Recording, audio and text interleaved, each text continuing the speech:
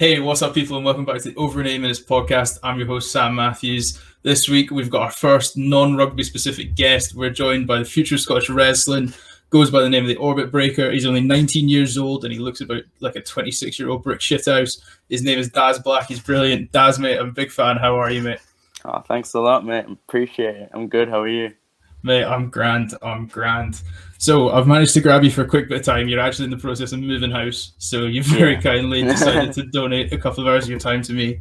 I bet the rest of the family are buzzing that you're sat on the sofa while everybody else is shifting boxes. No, it was all good. They were a bit like, oh, yeah, we need as many hands as we can get. You're our only hope. I was like, no, I appreciate it. But I've got to talk something real quick. The big guns have called me in. all six of his listeners are dying to hear what I've got to say. Mate, I'm gonna cut right to the chase. Right, wrestling. How did you choose wrestling? Where does the love from wrestling come from? It's literally just that, age-old story. I watched it as a kid. I think I was like maybe 4 or 5. I was around at my friend's house and he like turned it on, and I think it was Jeff Hardy versus Big Show on SmackDown. Well, that's the first. I think that's the most 2 generic names you could ever pick. Like Jeff and the Big Show. But yeah, I just got me hooked, and ever since then I wanted to do it. And then me and that friend were trying to like figure out how to do it, so we looked on the internet for like schools, and it was all a bit confusing. And most schools you had to be like 16 or 18 or something to go. And then I found PBW, and it said on the website when I was looking through that Drew McIntyre trained there, and I was like, that's the one. That is the one. That's the name. Yeah. So, mate, right, I'm going to talk to you. So, wrestling, obviously, you're English. Did you come up to PBW for, like, I need to get this across to the guests. So, you're a professional wrestler. You're 19 years old. You're English. You've trained at a very prestigious Scottish wrestling school. For those who don't know, a lot of my listeners will be non-wrestling aficionados like myself. Right, yeah. Past 4 classes and call myself that a bit. So, we're getting into it. So, when you found PBW, at this point, were you in Scotland, or did you think, I'm going to Scotland, I'm doing it, I'm moving up there? No, I'm still, and have always lived in England. So I found the school, and then I convinced my dad to take me up for one Sunday class, and I thought that was it, because obviously I wasn't thrilled about taking me all the way to Scotland, but did it. But he saw, like, obviously, because like as soon as I did, I just wanted to do it forever, like, and you could tell, how much I liked it. So he said he'd carry on taking me, and all the way up. Yeah, he probably thought it was a phase, but it's like, as hard as it sounds, your dad was waiting for that one nasty bump, and he's like, nah, he's not going there again. That'll be that. Yeah, pretty much. But so how far was the journey? How far is like your dad taking you every Sunday for a class? It's about 2 hours there and back. So it's a pretty good day out. It was like, obviously you get there, 2 hours there, and then train for 4 hours, and then come back. So yeah. Mate, was this at the time when PBW was still using like the school gymnastic mats? Like you see all these. Yeah. So it's like once again, just for the people that might not know. So when you think of school gymnastic mats, like think of those thin, like 7 or 8 millimeter blue mats. So you've got Daz here doing front flip bumps, and you've got him doing like slams, everything on these things like age 8. Obviously not age 8, they wouldn't have had you doing that, but no, oh my god, yeah. That was like the biggest shock, I reckon, when I got there. Because obviously I was thinking like, well, it must have a wrestling ring, especially if it's so like, and then, yeah. But to be fair, I like it because they are so much harder than like, bumping in a ring. Bumping on them mats was so much worse, and I think so. So like, it definitely toughens you up a lot quicker. So I guess that's a benefit from it, I was gonna say you get in a ring now, and then somebody throws just like, that's nice. Yeah. No. Do it again. Just been thrown off a 12-foot ladder. I wish it was that easy. So mate, I was checking your research before we started, and now like, so you do your first match. You've been going up since 8. So by the time you've done 7, you hit 17, 2016, you've got your first match. So at this point, is it safe that you've been wrestling almost 10 years, or training for wrestling 10 years? I think I started when I was 11 or 12, so I'd say 7 or 8 years. So it's still 7 or 8 years of so 7 or 8 years practice. What's it like? So, for example, because I first got introduced to you when you were a bit older. So I first met you when you were making quite a scene in PBW. I say met you. I started watching you. So when it came through, so like you're 17 years old, you started making your debut. Like, what's the like? How nervous do you get? Because obviously it's like it's a sport. There's no two ways about it. It's a physical activity, but it's almost so much more performance. It's like you are a show.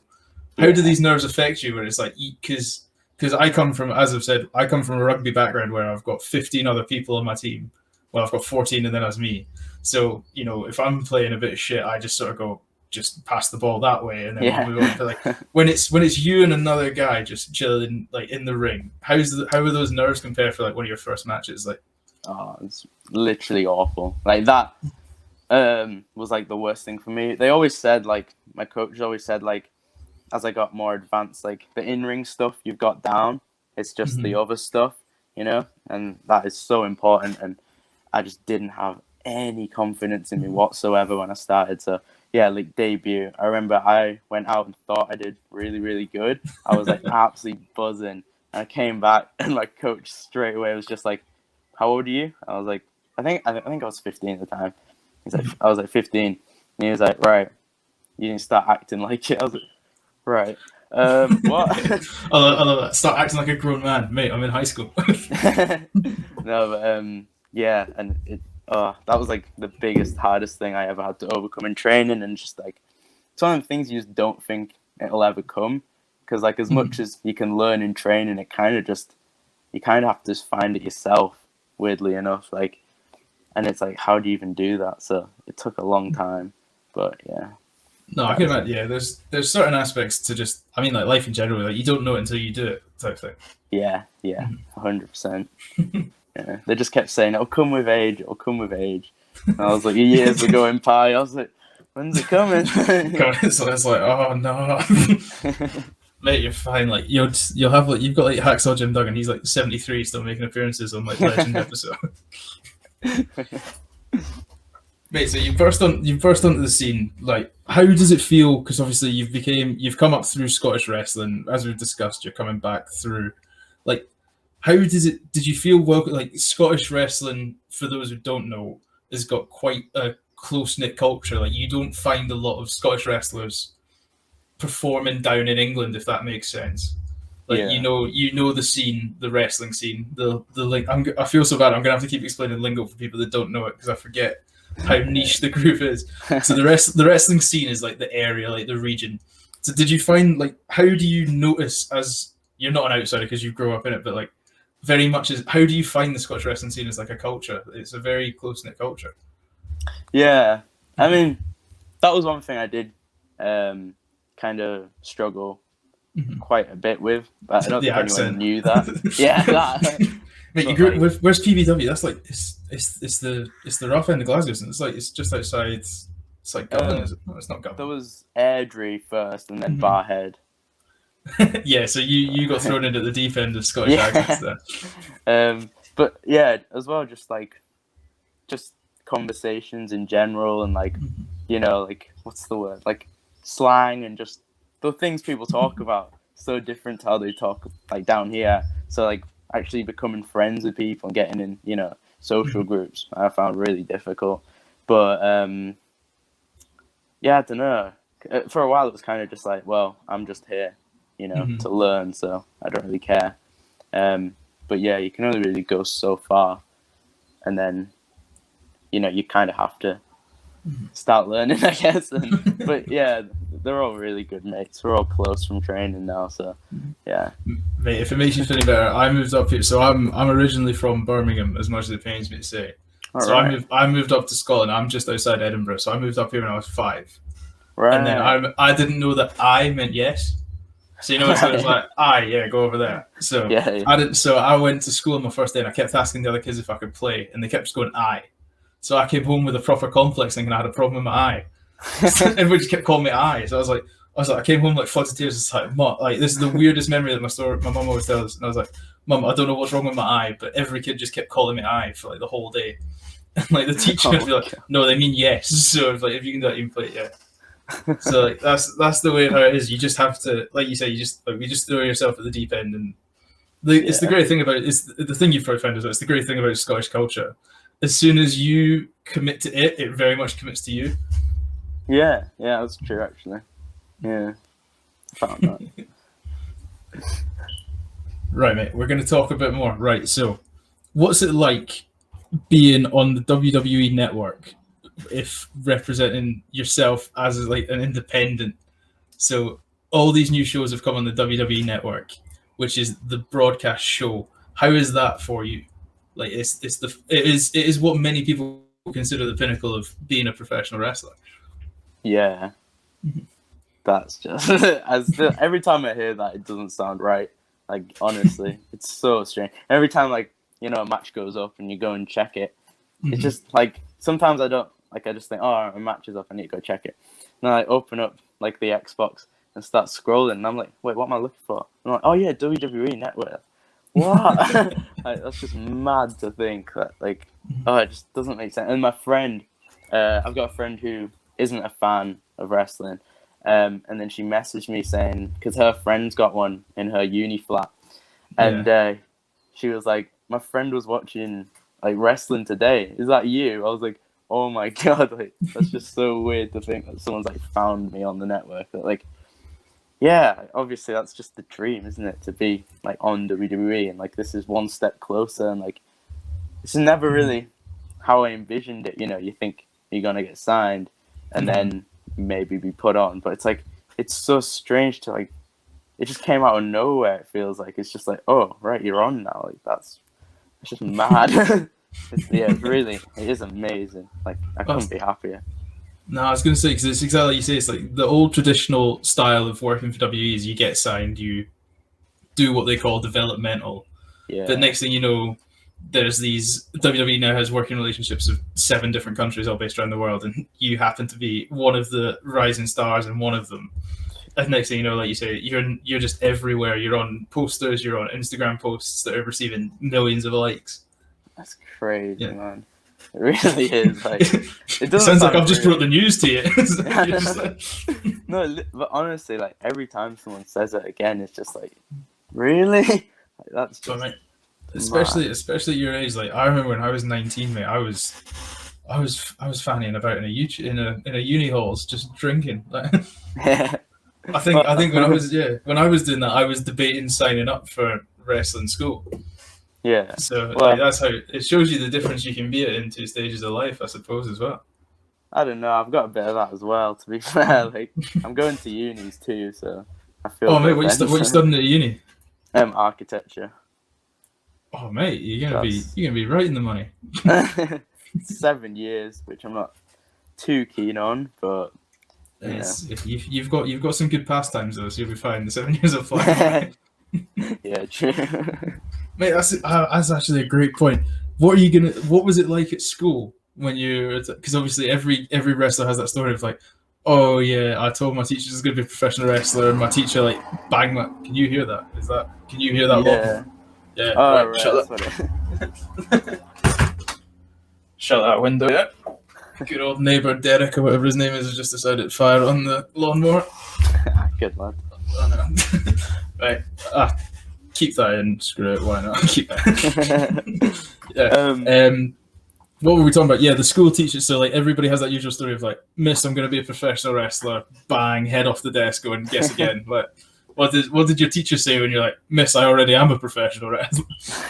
Well, yeah. I had a few of them. I remember because I kept it secret for a while because like I don't know. I always found it quite embarrassing how long I'd been training and like not got anywhere because like I was however old when that 15-year-old you act like a man has really got it. It's like Miss, I've just not got anywhere in life. It's like son of 14. No, pretty much, yeah.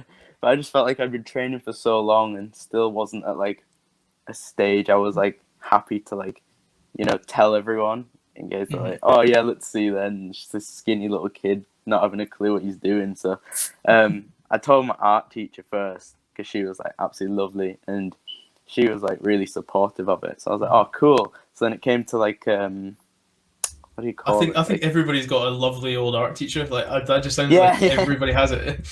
Yeah, there's always a weird one, and there's always one who's quite nice. Always a crazy teacher, always a lovely old art teacher, and there's always that teacher that just scares the living shit out of you. PE teachers mainly. But it came to like careers day, and so I told my head teacher about it, and yeah, that's when he was like, come on. I was like, no, honestly. And then he was like, yeah, and he's like, you might think that, but you know, you've got to do something real. And then I told him, and I was like, guarantee you. Oh no, because he said to me, he was like, because he was quite nice. He wasn't like a mean head teacher out, and he was like, well, I support you, but do you really think you're going to do it? Like, honestly, look me in my eyes and tell me sort of thing. So I said to him, I was like, no, I guarantee you I'm going to do this. And he's like, all right, well, mate, I hope you prove me wrong. Yeah, fair play. The stones on somebody like that to just go, nah, yeah, I'm going to do it. Like, yeah. So I better. So Triple H, if you're watching. Yeah. Just right, Mark Dallas, right, come on. We can see you come in there. Yeah, wait, what's it like? What's that? Make the 24 documentary about me now. I've got the perfect story and everything. This is my art teacher. Yeah. So if you were training up at PBW, you must have had quite a few of the popular Scottish wrestling faces coming in. Like, did you have any noticeable like one-off coaches or like any? I don't know how to describe it. I know, obviously, I take it Kid Fight was your coach, was the main coach. Yeah. So did you have any like one-offs? Like, oh, sorry, carry on. Oh well, when I first started training, it was at Airdrie, so it was with TJ Rage, and then as I got older, I went to Barhead, and that was Kid Fight. Yeah. Mm-hmm. So no, I was just asking, like, did you get any of the? Because obviously, I know quite famous wrestlers train there. Ones that I'm thinking people might have seen. Obviously, you've got Noam. You have Stevie trained there. Got Joe trained there. Joe Coffey. I'm not even sure, to be honest. I can't remember. Rudo's gonna go through me when he sees it. If he watches this, you'll be like, learn your Scott. That I remember that on. So, you know, not to make the podcast about me, but the story. I remember. So my level 1 class, you'll love this. Ours was in a hut in a town called Bathgate. I don't know if you've wrestled in Bathgate or seen Bathgate. I've heard of it. I'm not sure. It's in between Edinburgh and Glasgow. So you know, on that train line route, you've got this small town called Bathgate. It's where Lewis Capaldi's from. Right. So you can imagine everybody sounds like him. Right. Yeah. So we were training, and the main part of that town is this massive cathedral next to a Pizza Hut, which then has this little road behind it with a little warehouse, which was where our wrestling ring was. So this is where my school, and it was literally like top rope is 6 inches off the ceiling in this small. So I was like you, I was like, I'm ready for the 24 documentary. Like, I've got the perfect story. Like, started out in this abandoned warehouse. Yeah. But I remember like the first thing Rudo said, he started quizzing people in between. So if you were doing your reps, you were in the ring, and if you weren't, he'd just quiz you. And he went, first thing you've got to learn is your history and respect for wrestling. And now he's obviously asking all these people. He's like, who trained here? And I'm like, not a clue. Not don't know. No, and it was like extra 10 push-ups if you don't do it. Oh God, I better do my push-ups then. Gee, I don't know, honestly. But I think everyone who's like big, like on the network and that, like signed now to WWE, they were all like before my time. I think Kenny was probably the last person who was training there Williams, before. Yeah, like he'd left before I got there too. But I think just not too long before, I don't think. So like I've had like seminars, you know, like one-off lessons from people like him, from Noam, from Drew, Joe Coffey. I love you trying to name everybody so you don't offend anyone. yeah, I don't want to leave anyone out.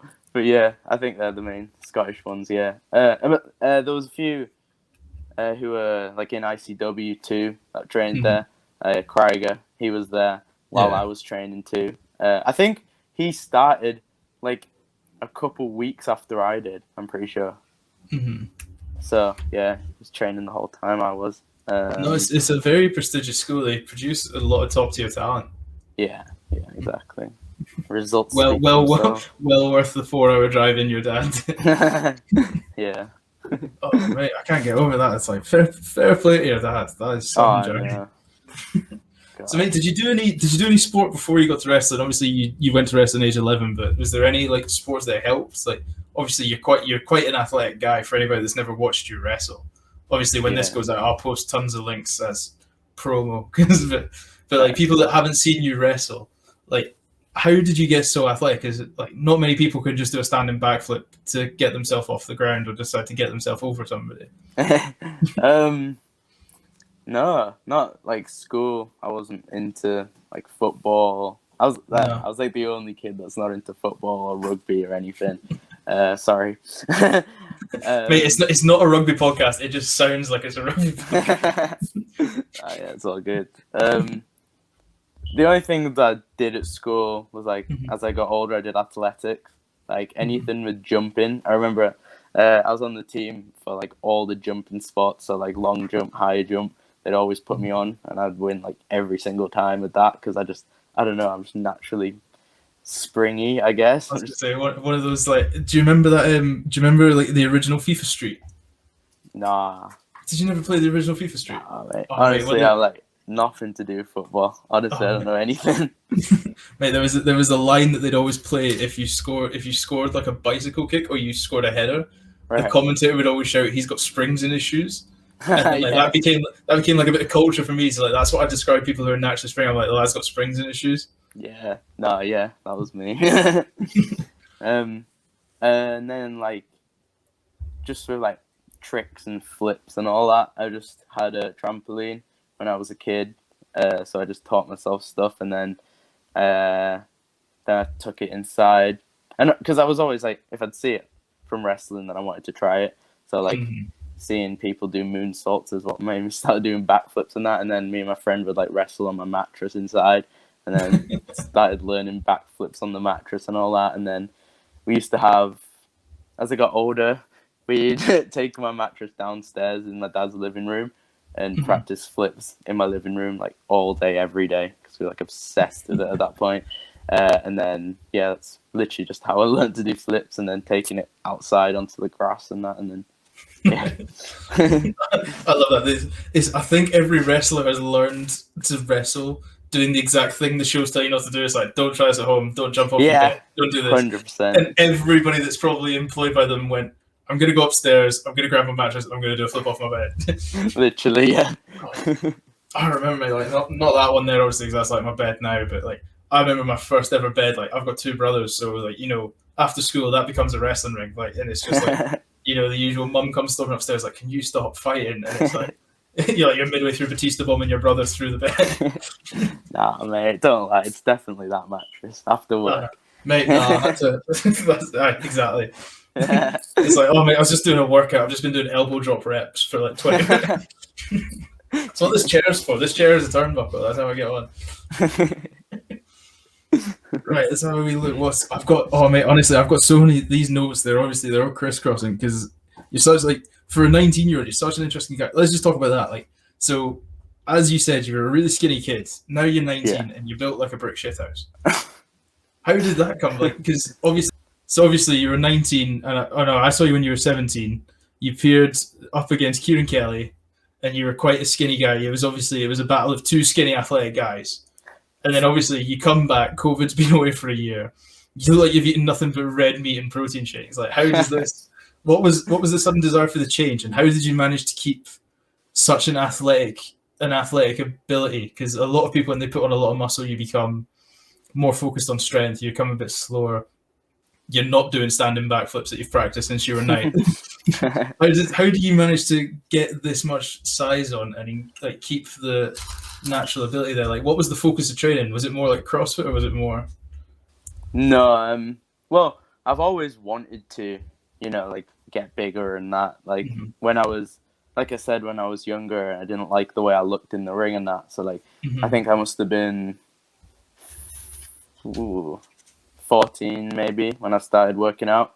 And like, compared to people at home, like that went to school with me, people thought I was really big, which is just weird to think, because if you see back then how skinny I was, I don't understand. But I guess compared to people who don't work out, I guess I look better. Yeah. But so like I was always just trying to get bigger, trying. But I also wanted to keep like an athletic look, like abs and all that. So that's the main difference. Is I decided in like just before the first lockdown. No, actually, it was a while before, like a year before the first lockdown. I decided I was going to start bulking up, and it took ages to see, like, you could see difference, but like I still didn't look big in any way. But like, so I just carried on in lockdown. Obviously, there was less to do during lockdown, so it was just all eat non-stop every day, and just I had a home gym, so literally all I would do was just work out and eat, and I guess it kind of paid off. But I just got bigger in that way, I guess. And then like keeping the athleticism, oh my god, I don't think I did. I mean, once you learn the skills, you kind of just got them for life, pretty much. So like, because the main thing's just fear. Like everyone could do a backflip, they're just too scared. Mate, no. I can't. Like if me and you ever meet in person, you turn around to me and go, "I know you can do a backflip," you will be like disgusted by the response you would get. Like the resulting carnage that would be me in so many different weird injuries would be catastrophic. Well, I reckon with the right training you could anyway. Like Eddie Hall, he can backflip. That's mad. What? But, yeah. I didn't know that. Yeah, it's great. Search on YouTube later. It's actually mad. But I'm gonna have to. Yeah. Yeah. So it's just like the fear of doing it that's like holding people back, basically. So I knew I could still do it, even if I got bigger. But it's just obviously with the added weight, I'm just not. I don't think I'm quite as athletic. I think I could be. Once I like. Get more time to train, and then like it's coming back. But I remember the first taping back, I did a moonsault onto someone, and usually when I do the moonsault, like I've just got like air time, like I'm up there, I can see my landing, and then all that. I've got some space in between. But I remember I did the moonsault on someone, and I couldn't believe how quickly it came around, like the floor. Oh my god! I was like, Jesus Christ! I need to practice this. But yeah, I've got it back now. Like. See my shooting stars. They definitely got some airtime in them now. Mate, as they should. Pretty happy. Right, I want to talk about a wrestling show because obviously not a lot of people get to see. They see what they get told to see, as every wrestling show is. You go, these are the two guys, they're fighting each other. It's going to be an absolute bloodbath. So like, how does like a day of taping work? Obviously, I'm not asking you to reveal all ICW's tried and trusted secrets, but like, so a day of taping, like, what time you get in there, stuff like that. Like, how many episodes do you expect to shoot in a day? Like, yeah, it depends. Like what you're booked for, like what time. Obviously, it has to be like really efficient with like, the amount they have to film and that. So, yeah, you got to be on the ball. And so yeah, they'll give you a time. You get there at that time, and you can film anywhere from like 2 to 3. I think 3 is the most I've done, but yeah, 2 to 3 matches a day. So yeah, I remember the first taping, that was like so nerve-wracking when I found. Is this the club one? Yeah. Like I thought it was gonna be just like a normal show, pretty much just filmed. But it's 3 matches. I was like, oh my god. Oh my cardio. Absolutely. Yeah. I love the thought of you getting to like the 3rd match. You're like, yeah, just roll up, we'll be fine. Yeah, we'll just do a quick 1, 2, 3, get in, get out. Literally, oh my god. And like, yeah, I was just knackered, honestly. I want to do a quick. So, for those who don't know, right? So obviously, people outside the world of wrestling call wrestling whatever they want to call it. Whether they go, oh, it's not a real sport or stuff like that, but they're dickheads and they can do whatever they want. So, so when because obviously you were up for I say you were up for. You were in the final of the tournament to crown ICW's champion, the 0G champion. Yeah. How does that feel? Because obviously, so to explain this again to people that aren't in wrestling, having your champions is having your poster boys. It's like having your team captains in a sports team. It's like, these are the people we trust to represent the company. How does that feel when they go to you, when they go, we go, yeah, Daz, we're thinking about putting you on all the posters. We're thinking about putting you front and center. Like, how does that feel? Like, as a kid, like, I don't want to call you a kid because you're twice the size of me. But like, you're 90, you're a young man. Your coach who's been battering you for 15 is going to act like a man. You now go, right, the coaches now want to put the coaches, the staff, the bookers, Mark Dallas, whoever's in running goes, I want to put the belt on you. Like, how does that make you feel as going, he trusts me enough to be with this? Yeah, again, it's just like surreal, you know? Like, it just, it feels like everything you put in though is actually paying off. Because there is times, you know, where you do get in your own head and you think like, oh my God, is it ever going to pay off, you know? But it's times like that when you're like, it's paying off. It's about time. Yeah. So when do those moments come in? When you're having these non-paying off moments? Like, I'm not obviously wanting you to go down to your deepest, darkest memories, but like how you like I want to know the emotions, because it's like the whole thing I'm trying to get across to people is why I want people like you on, why I want wrestlers, I want abnormal sports, is because like people don't get to see. It's like you say, everybody grows up watching football and rugby. People don't get to see the hard work that goes into being athletes in so many other sports. Right, like, so yeah. When do these moments come down? Like, so like you say, you get to the finals of these tournaments and they go, Daz, it could be you. Like, all you have to do is go out and win this match and it's yours. Yeah. Kayfabe. Yeah, so Daz, you could go out, it could be yours. But when you, like you said there, so you've got this moment, these are the elations. When are these like sad moments coming through? When are these like, Jesus Christ, I'm wrestling again and I'm still, or as you put it, I don't feel like I'm doing as well as I should be doing, type thing? Yeah, kind of just when you think you're at a level other people don't think you're at, basically. Or if like you think you can do stuff other people like don't think you can. Stuff like that gets quite annoying. But then at the same time, you just have to use it to drive yourself. Like, well, if they don't know, then you have to show them then. So, you know, it never like, if there is like a dull moment like that, I never sit on it. I just think, right, well, why don't they think that, and how do I change that? Like, how do I make them, you know? Man, that's a really mature attitude to have. Because I mean, I remember when I was 19. Like I like to think I was like that when it's like somebody was like, oh, you're not as good as you. I was like, well, fuck you. You don't know anything. Clearly, like I'm the greatest things in sliced bread because my dad told me so when I was 9 years old. But no, it's like what you have is a really mature attitude to that, and I think it's quite refreshing to see, because you hear all these stories about people complaining and then moving teams, moving different jobs or personality just because they go, well, I know I'm the best, but you take that attitude of, well, I'll show you why I'm the best. Yeah. I mean, so, I'd like to think so. I don't know. I'll get somebody else on in like 3 weeks and I'll be like, see that Daz, mate, honestly. Tough. Mate, so you've grown up wrestling in Scotland predominantly. Are you getting much attention in England? Are you trying to get booked in England, or are you just content with where you are? Yeah, so like just before lockdown, I got booked by a company. This is quite weird actually, in Newcastle, and then I went to Newcastle Uni. Like after that, without even realizing, and then I remembered because obviously it got cancelled and that, and I was like, oh my God, yeah, that's gonna be cool next year. Like, be less travel, that'll be fun. So there's like, saving on train fare. I love that. So there's this company in Newcastle, but to be honest, like, I'm not really sure why, to be honest, but like, through training, I never really like got told about like getting bookings other places.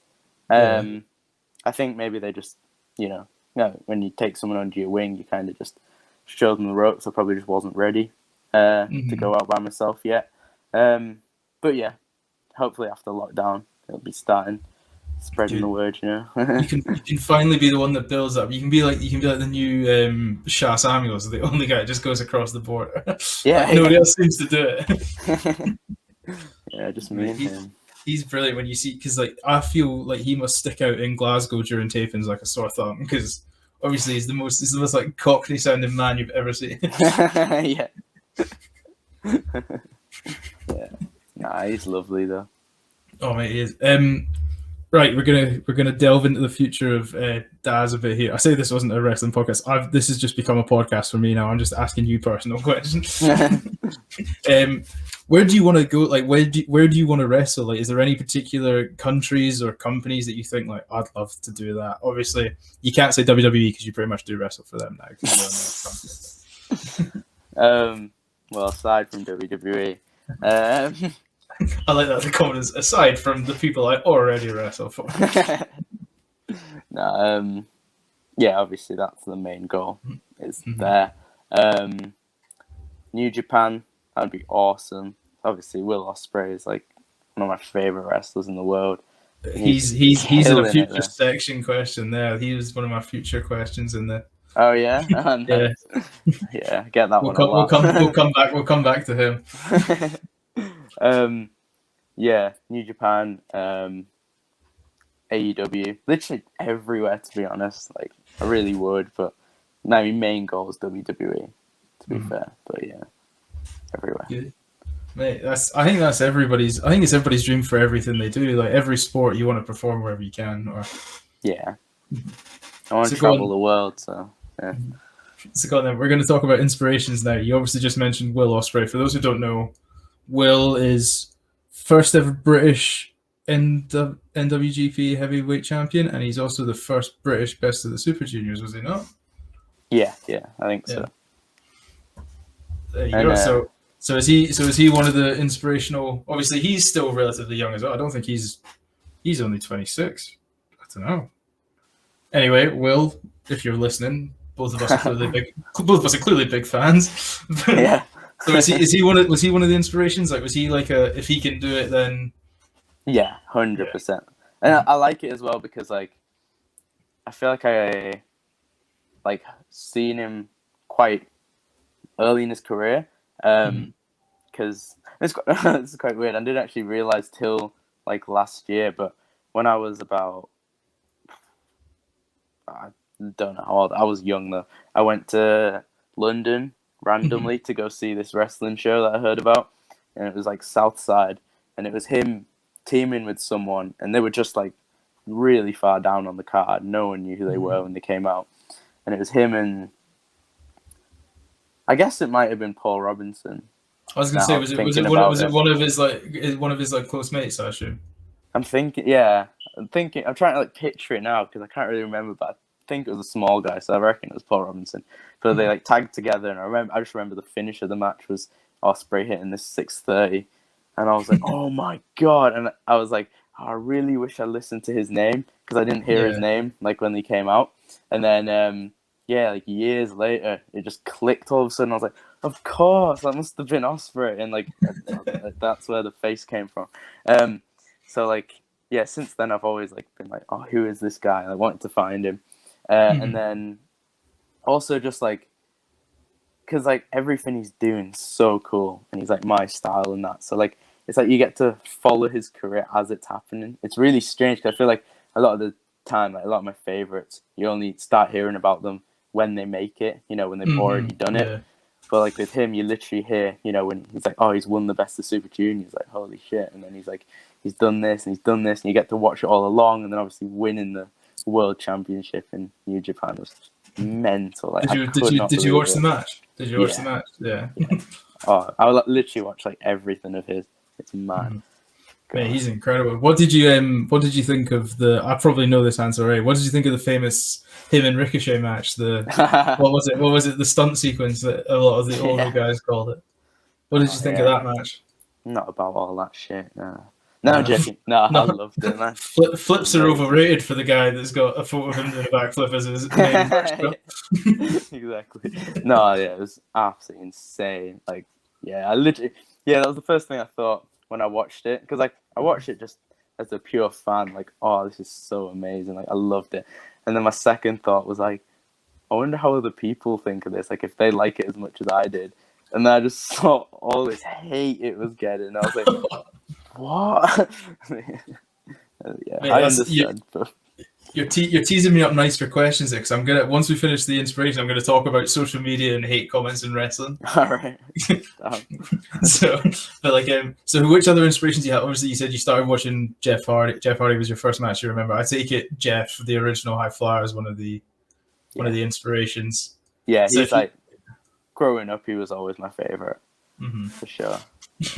So you'd say, is there any other inspirations you had, any wrestlers where you can think, like, when you think and watch your match, you can think, I definitely got that from there, or I got the love for that from there? Pac.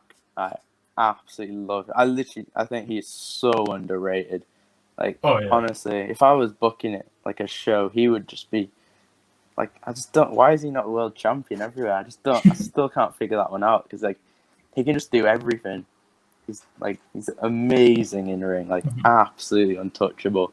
He's fantastic on the mic, and he's got the look. Like, I was gonna say, he's also just shredded, man. Yeah. I reckon he's touching like 0% body fat. Like, I know, literally, it's absolutely insane. Like, yeah, everything you need for a wrestler, he's literally got it. So yeah, I just think he's absolutely insane. I can't remember where I read it. It was one of the, not a dirt sheet, but one of like a Meltzer review or something like that, and it was like, you have to pick one non-title holder to build a company around. And it was like 4 or 5 people are all part of this column. I think 4 of the 5 of them chose Pac. It was like, he's the one I'd build a company around. Because like you say, you could put him against anybody and he could have a good match. Yeah, exactly. Because like even if you put him against like the Big Show, like, he's that jacked and that shredded, do you believe he could lift him if he did lift him? Yeah. Completely get with it. Right, go on then. You teased it up nicely. What's social media like for a professional wrestler? Because let's be honest, social media can be great, and at the same time, it just is a bit shit. and that's coming from a guy who works in it. So, what's it like as a professional wrestler with social media? I don't know. It's kind of hard to say because I haven't got a big following yet. So I can't really speak for like other pro wrestlers who, you know, have like hundreds of thousands of followers or anything like that. So I'd say it's like pretty normal for me. It's like, so you've got like your personal accounts, which, you know, just mates sending you memes and all that, and then like your wrestling accounts are just like just business accounts. I think of them as, you know, you think about what you post. You can't just post anything stupid like you would on your private or anything. And so yeah, just wait for the social media for this goes live. This will be my social media will be a bigger shithouse than the podcast itself. That's fine. But yeah, it's kind of just all very professional, I'd say. Like, it's all just answering notifications or messages about, like, you know, wrestling.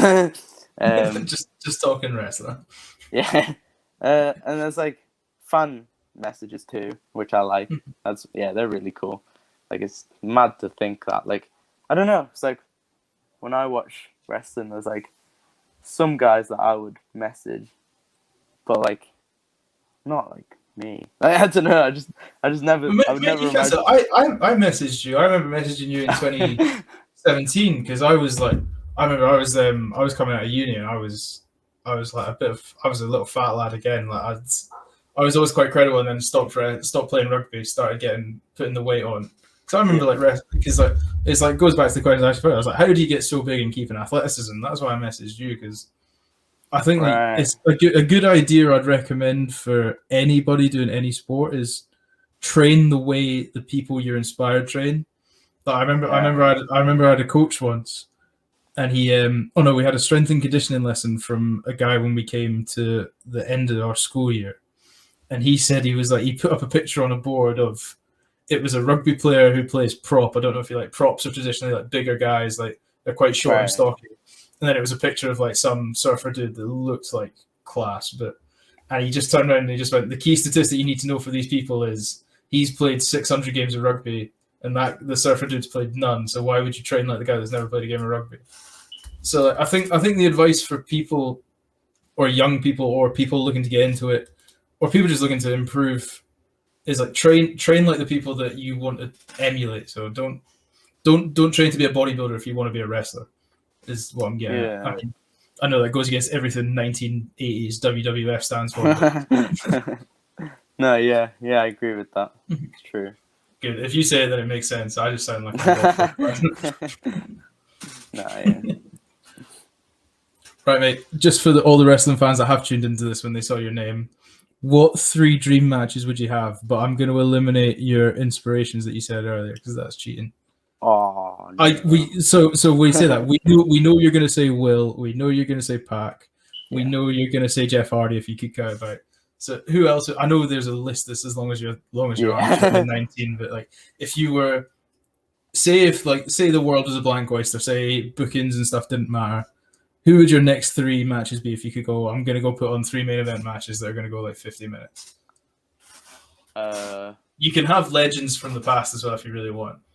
All right. Roman Reigns. That would really? be awesome. Yeah, I think that would be sick. Noam Dar for the ICW World Title.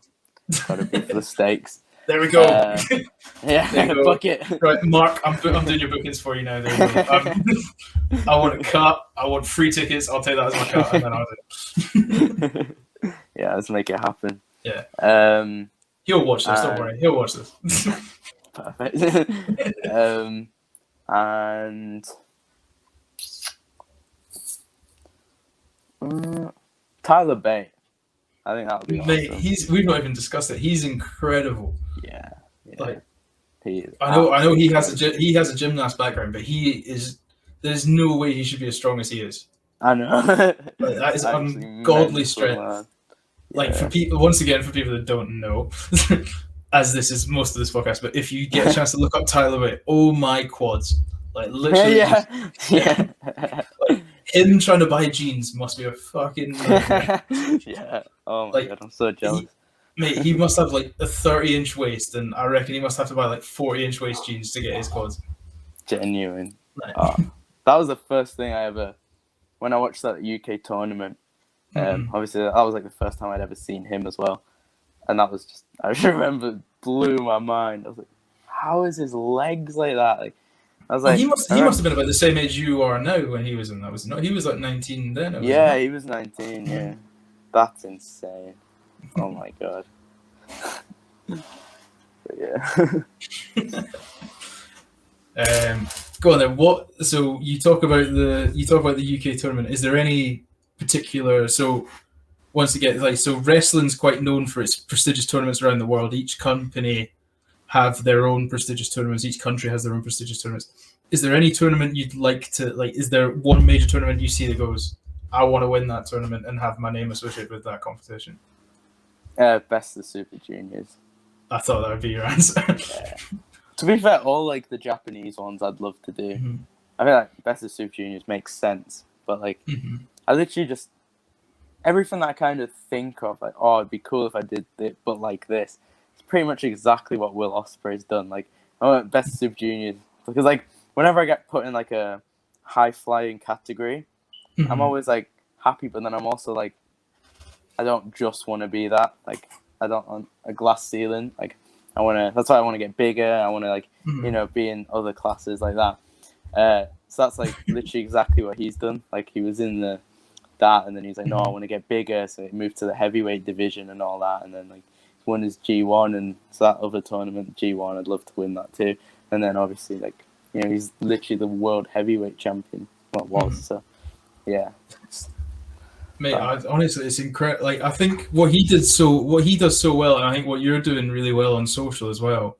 Like, if you don't follow Daz, we'll have his descriptions in the bottom, and we'll tell you about it in the end. But what he does so well is, like you said, he keeps the audience like as included in what's going on. So, like, when he was bulking, he was like, "I'm bulking for this. I'm constantly bulking for this. I'm constantly bulking for this.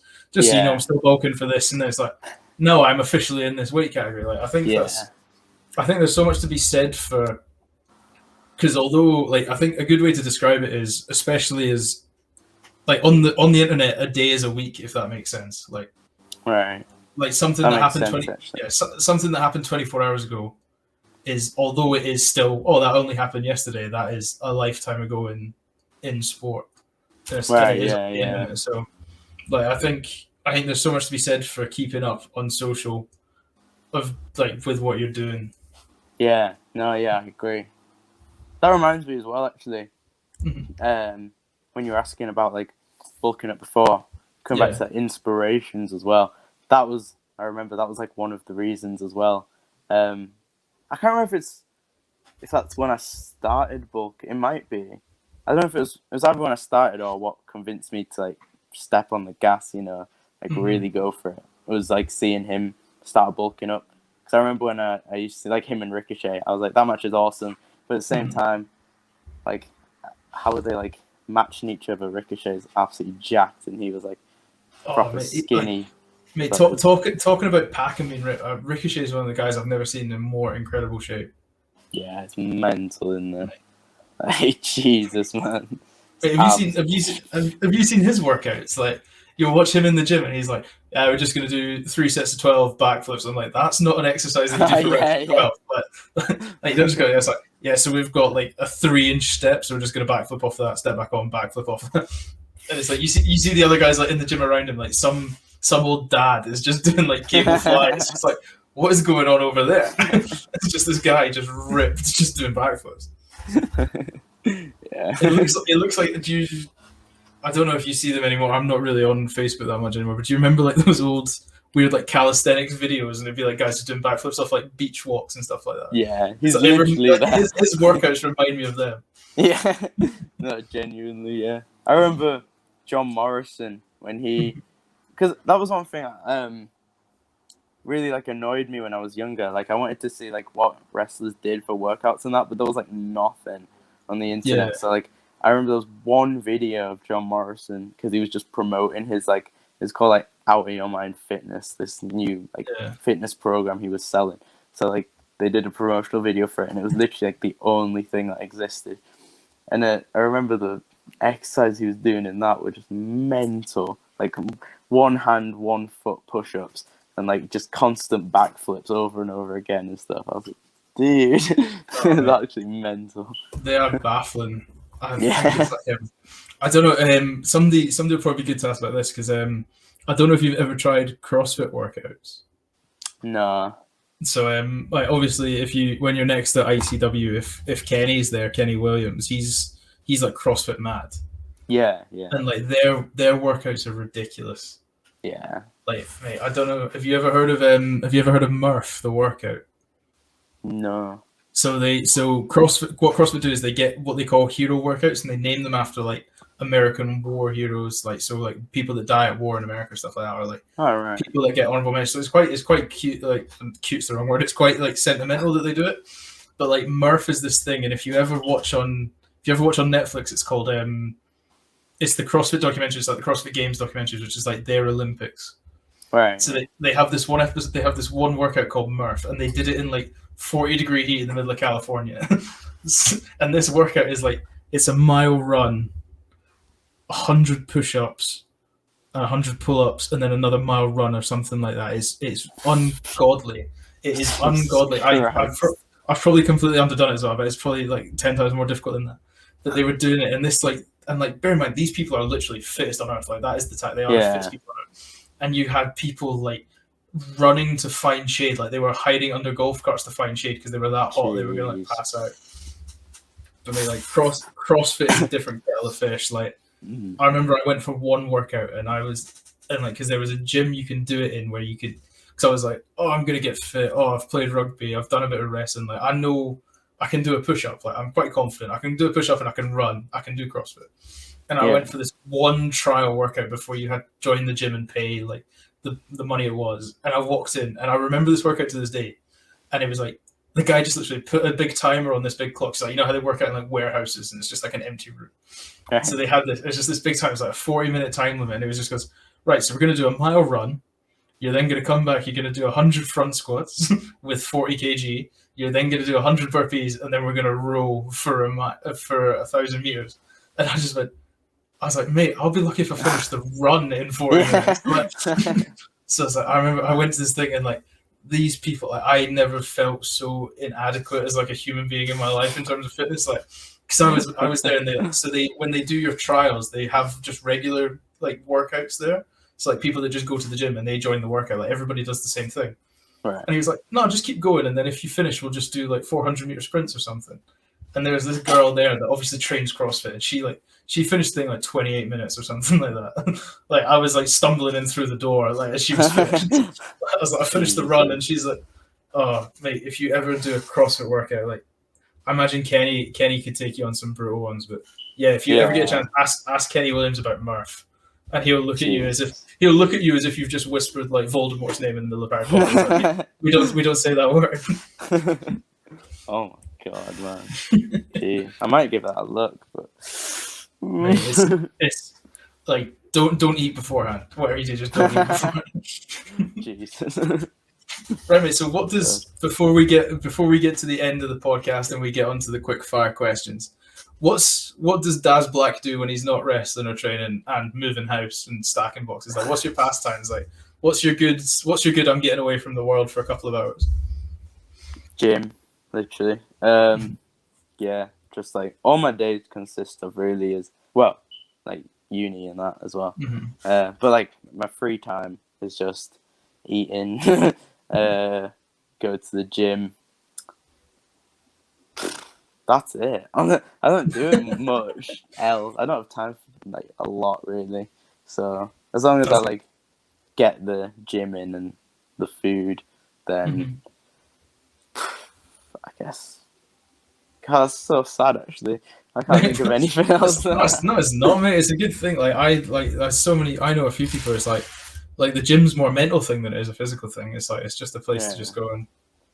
Like, would you say that's like a good reason for it? Like, do you use it for like a mental stimulant as well, more than just a physical thing? So I don't know, kind of, yeah, but like as well, a lot of the time it's just like I've just forced myself to go, but yeah, like if I don't go, I don't feel good. You know, you feel really bad about yourself if you miss a day, like you're meant to be there, sort of thing. So like I just make sure I have to go when I have to go, sort of thing. Hey, quite right. Right, we're gonna get on to we're nearing the end. I don't want to take up all your time if you've got houses. If you've got houses to move, if you're moving a house, that's how much of the gym you are. The new workout, I just shift houses. Yeah, CrossFit has got nothing on me. I shift houses. So we're gonna go through a cheeky bit of quick fire because we're gonna get you sweating a bit when you don't have time to think of an answer. Right. That's what I like to do, just mess with people. So I've got a few here. I've mixed them up. I'm gonna try and make them more wrestling specific than rugby specific because you don't have a clue about rugby. So right, mate. So I'm just going to start off nice and simple. Right. Coffee or tea? Tea. That's the English answer there. I'm going to delve deeper into this. Builder's tea or Earl Grey?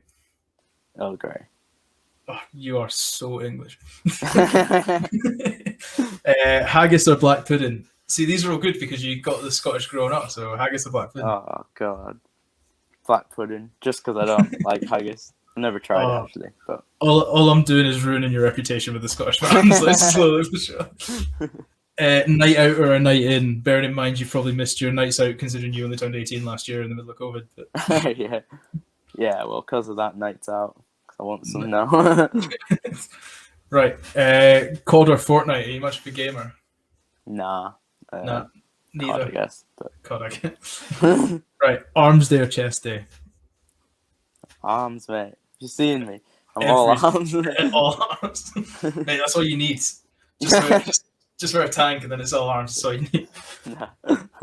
Coke or Pepsi? Coke. Nice. Monster or Red Bull? Monster. That's the wrestler's answer, mate. Oh my! All the coaches just chug Monster. Yeah. Right. This is a rugby one. We'll make it more. Let's see. We'll do this within 5-star rated match or winning a title. Which would you say? Would you want more? Ooh, that depends what title. Like, a 5-star rated match. 5-star rated match. Quick insult for there. So there's a prestigious thing in wrestling where you get a 5-star rated match, which is like your match was one of the best matches, like if not the best of the year type thing. So a 5-star match is a very hard thing to accomplish, but when you do, it's amazing. Stone Cold or The Rock? The Rock. Oh, everybody says The Rock, man. I'm a Stone Cold guy. Pints or cocktails? Cocktails. Oh, nice. Mate, I'm a cocktail guy. Like, nice. If people are like go for pints, I'm like, nah. Yeah, porn star martinis. Just come on. Yeah. Right. Well, I've got a few more here. Wrestling or dogs? If you had to get rid of one. Dogs. You're a psychopath. I've got two as well. Oh man, you can't say that. Like, you've just lost all your Scottish fans. All the dog lovers are gone. Any gamers are not there. Yeah. Check, I'm not missed one out here. Last one. How would you like your steak cooked? Oh, you're gonna hate me, I bet, but well done.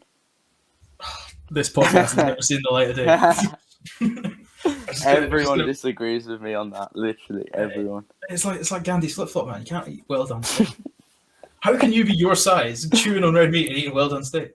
Might be the secret. Who knows? It might be the secret. Yeah, because then you're constantly chewing it. You just never stop. That's why your neck and jaw are so well defined, because you're chewing steak.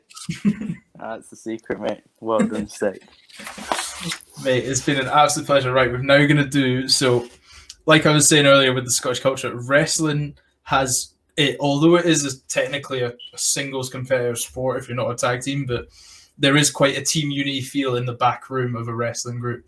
So we're going to do a little bit of section called teammates. So it was designed for rugby and you out your teammates, but I'm going to get you to out the boys in the back. So oh god, age 19 blacklisted from everything because he went on a podcast. So these might take a wee while for me to interpret because they're all based on rugby. We're going to go there. So I'm going to go. First one's going to be hardest chop. So who's got the best chop that I've ever had or seen? That you've ever had. This is all about the people you know and the people you've experienced. Oh right, okay. TJ Rage at the recent ICW tapings, he chopped me and I've got a scar on my chest. I didn't think that was possible. I've still got a scar on my chest somehow. Mate, I have to get that on the gram when that match comes out. Yeah. Mate, fastest feet. Who's like the most agile person you've ever? Ooh. Oh my god. Probably. Oh my god.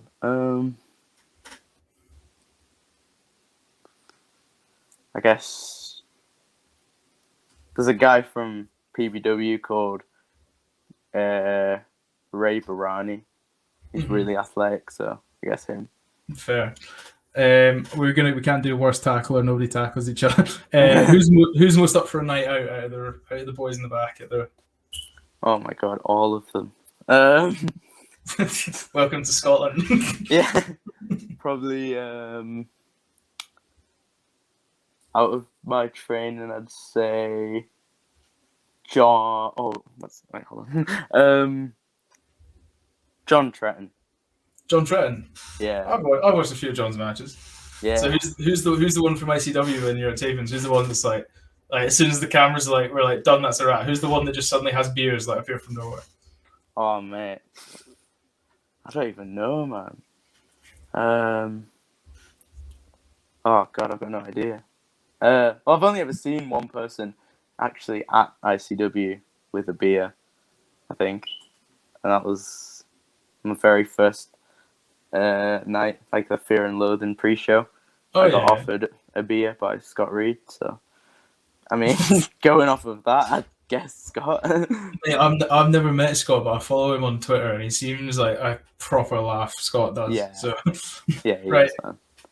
Who's got the worst fashion sense? Like, who's ever arrived at tapings and you've just gone, mate, what are you wearing? Like, not wrestling gear, but just like who dresses like, and you think, mate. Ian Skinner. Mate, I like Ian. Ian's funny, man. He's very good at Twitter. I'm just saying that to annoy him, but Well, mate, it's good. I'll let him come back on here and he can tell bad stories about you. That's how it works. Who came back with the worst lockdown lid? Like who when you the boys were like FaceTiming to keep in touch, did like somebody come on and you went, mate, what is on your head? What, like hair? Yeah, mate. Oh, do you know? Oh, you don't know what lid means if somebody's got a bad lid. Oh, mate, it's just if you've got a bad lid, you've got like so your hair is your lids, like the lid of your brain. So, I mean, I've had some pretty questionable ones over lockdown, but did you go for the mullet? Did you ever get a lockdown mullet? Yeah, not nice. Like intentionally though. It kind of just happened. I'm kind of going for it again now, to be honest. But fine. Oh man, I don't even know. I haven't seen anyone in person since. So it's kind of hard to tell. Nobody on the old FaceTime and then just be like, mate, look at the state of this. No, not really. I'd say just me, to be honest. Fair enough. You've just saved yourself. Who's the biggest joker in the locker room? Who's the one that's always trying to pull pranks and make the room laugh?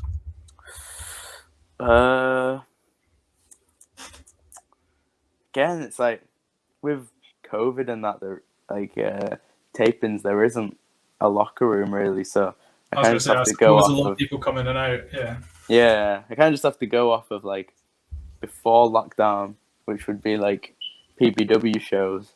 So I'd say, oh no, I'll tell you what, Krieger, yeah, mate. Did you watch the things he did with Debbie Keatle, and they did like so obviously she did those like lockdown skits. Oh right, yeah, I remember. Mate, they were so funny. He is like the funniest person I think I've ever met. I'm not even kidding. Mate, I'd love to meet him. I've never had this pleasure to meet him yet. Oh, you've got to.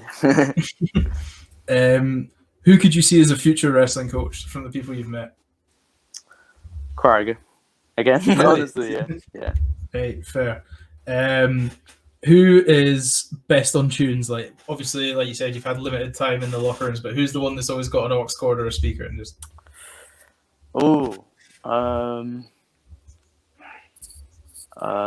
Jimmy Pierce.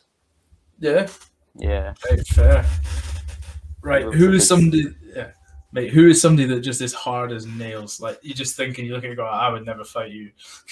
Well, I like look in the mirror sometimes, and I'm like, Jesus, man, I would not want to. TJ, my coach. Really? Yeah, my God, I would not. Jesus.